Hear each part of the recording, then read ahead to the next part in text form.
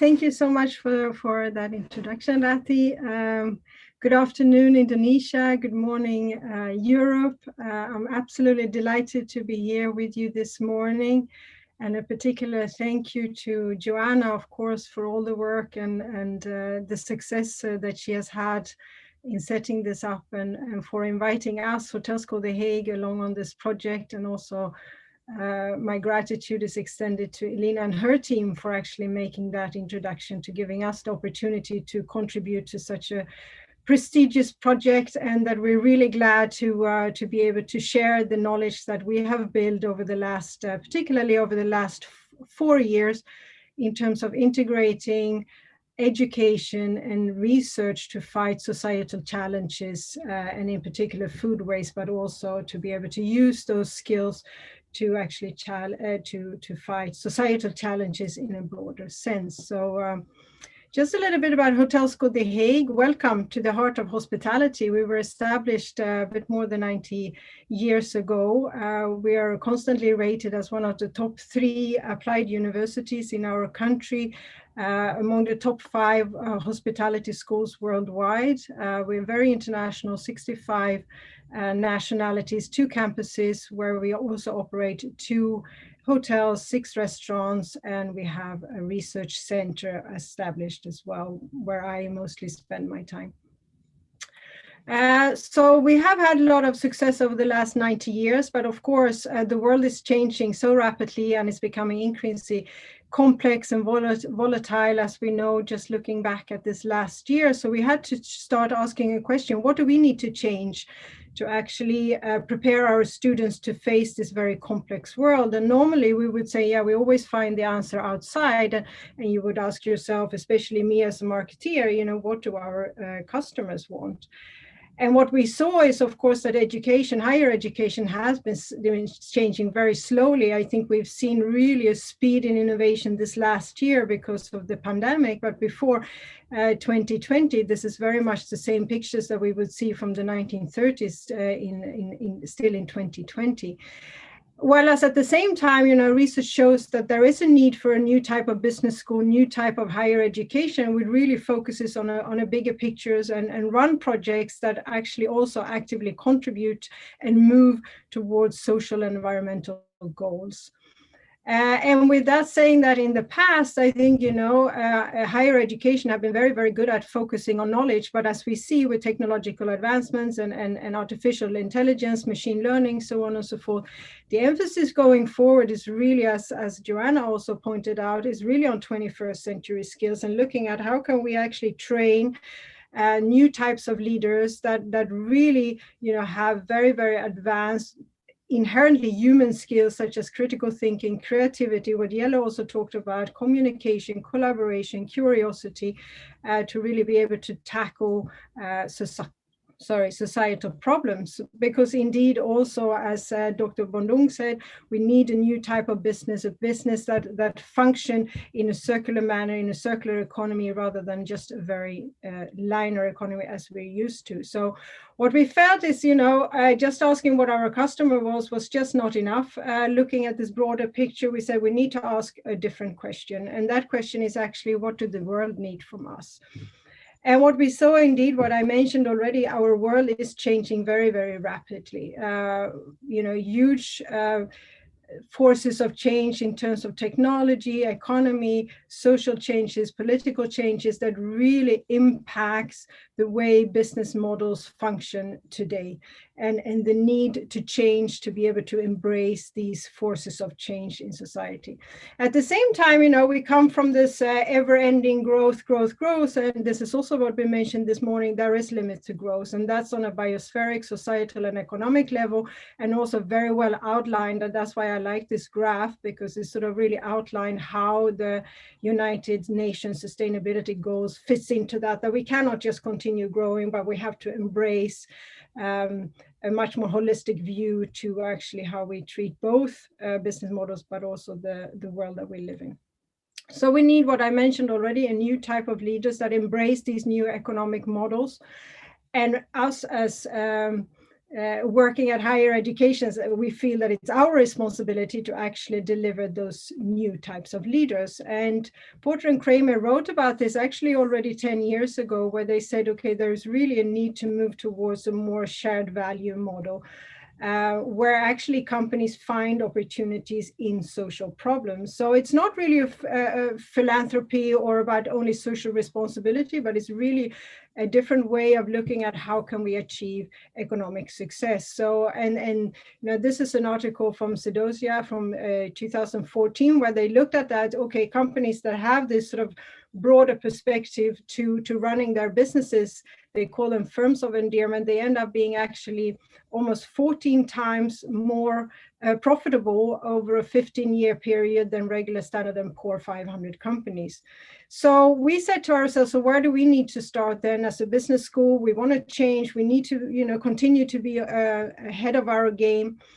And we said, okay, let's start with the social needs. And of course, this is very well defined today. So searching for specific social needs was not very difficult. And we said, okay, so let's look into number 12. We also feel, and I think that's also very typical why we sit here today, number 17 is just so incremental, working together in partnerships to achieve these goals.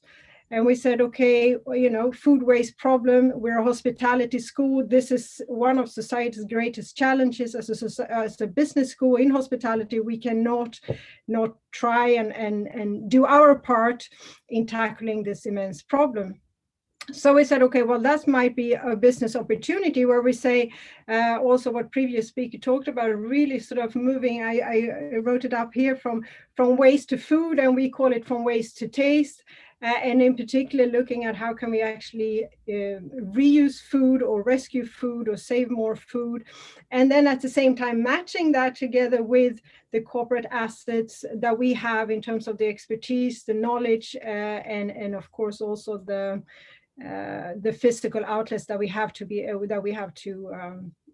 to facilitate that process. And this is the kind of the learning that we very much would like to share going into this project, because it's not particularly for a hotel management school, but also really something that we can take other students along in many, many other disciplines and apply the same sort of structure and thinking, I think in particular. So we started in 2017, like I mentioned, very, very hands-on, picking up tomatoes that would otherwise be wasted just because it's surplus, nothing wrong with them. And we started making rescued soup to today, where we've actually have an established expertise center on food circularity. So sort of really build our knowledge from food waste to a broader topic area. So rescued 100,000 kilos of food and more, I think, by now.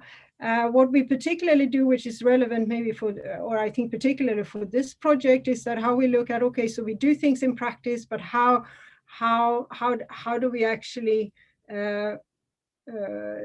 set this up in a way where we can also learn from it, not only the practical skills. So what you see here on the picture is we had saved lots of food, and we said, okay, so how do we market these boxes? Very similar to what Elina just showed from the rescue app. Okay, here are the boxes. What price should we ask for what is the message that worked the best to actually convince our community to buy these food boxes? And these are I mentioned the soup already, but here, for example, is an example of how we look at different presentations. So do the rescued soup actually sell better if we present it in green bowls versus white bowls? And this is how we elaborate with the menu. Sometimes, as you see here, we have a rescued bouillabaisse. This was made from bycatch, and we look at, okay, so if we present it this way, chunky and chopped, versus if we present it in a very smooth and pureed way, what difference does it have on consumer preferences? Same thing, you see a lot of grains being left over now and saved actually from beer making. So nothing wrong with these grains, and that's why companies don't have to communicate that these are rescued grains or rescued granola, but we look at our breakfast buffet. Okay, so what is the difference if you just use it in a regular setup versus if you actually tell the sustainability story behind it?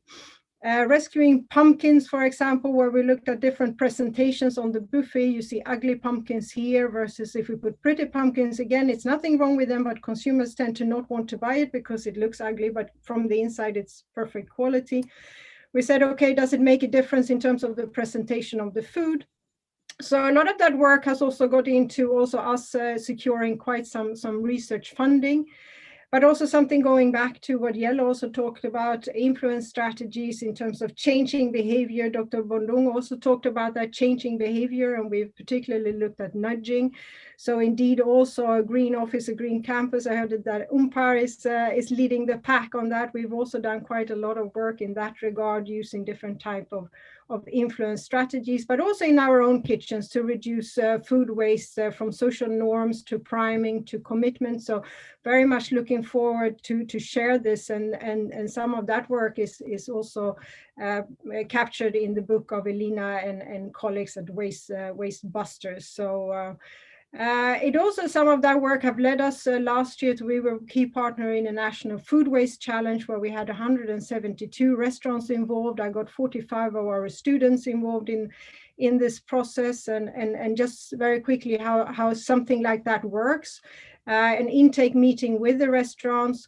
We come in and we make a baseline measurement, so how much is actually being wasted now. We implement different intervention. So this is an intervention of what we call a social norm. Be creative. We talked about creativity. Jelle, also your chef is doing what he can to decrease food waste. Are you joining? And with some priming pictures. We had those for 3 weeks, and then go in again and take what we took one measurement to see, okay, so have this intervention actually worked? We had a big presentation at one of the biggest hospitality trade fairs in the Netherlands, and this is actually, or was, because they now resigned that cabinet, but this was the Vice Prime Minister Carola Schouten to the Netherlands at the moment, who presented our results together with Wiebe Dreyer, who is the CEO of Rabobank, one of Europe's biggest banks. So of course, that's how we also created a lot of attention for this campaign, and hence also most importantly for food waste. And they presented, we were very happy to see a 21% decrease in food waste across those participating restaurants. So our interventions have worked. So again, we try to, what we do in practice, also capture that. So what does it mean? How can we further knowledge? And this was an article that was published in November just last year about the steps that we took, but also particularly how we worked in a partnership in making that happen. So that is a lot of work what I do with sort of bachelor thesis students, but we also have integrated food waste management in younger years. So this is what we call a practical and theory education. It's in year 2, where we really ask the students to say, okay, so what is a societal challenge that you would like to work on as a student? And the students actually chose, and they have to pitch to us also what it's going to cost, how they're going to finance the budget. And as lecturers, we coach the students in that process. So it's sort of really changing the educational model around. And I think if it's something that these students will remember from assignments at Hotelschool The Hague, it's definitely what we call the pâté assignment. And I'll just show you a quick movie now of what some of those assignments have looked like.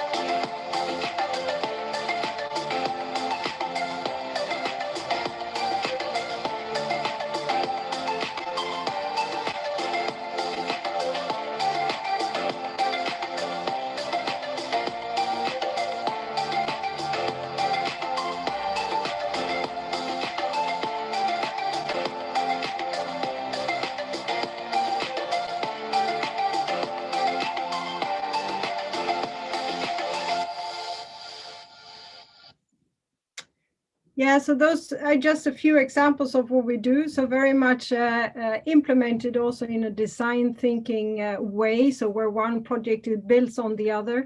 And in particular, when we take those learnings and look at, with our fourth year students, what have we learned so far over those 4 years?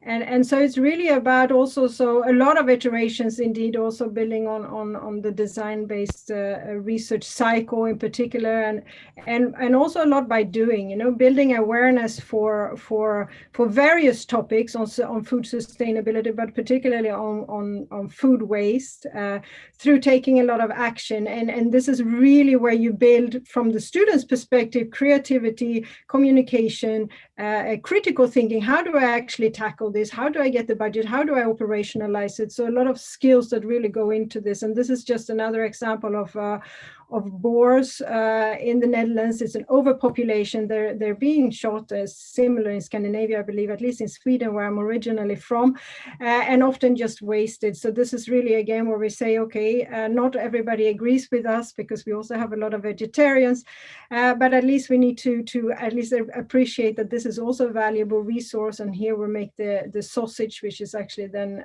served in our restaurants. So, and also, again, it's been mentioned before, we do quite a lot of looking at how can we embrace different technologies. So this is what I call, this is where food waste meets artificial intelligence. So we have this artificial intelligence, it's a camera, which actually takes a photo of the food that is being wasted before it goes into the bin, and that's when it's weighted. So we know exactly what we have wasted and also how much, and we can get very, very detailed reports. And of course, on the basis of those reports, make much better predictions of what we should purchase and how much, and so on and so forth. And then together, sort of learning with our students, with our colleagues, and very happy to say Joost de Vos, who is here, that I work very closely with. He will also be particularly involved as we embark on work package 3, which we are in charge of. So yeah, that's the presentation I have this morning. Again,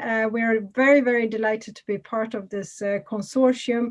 As we say, we hope to work together and really, as we say at Hotelschool The Hague, build hospitable futures together. Thank you. Thank you, Anna.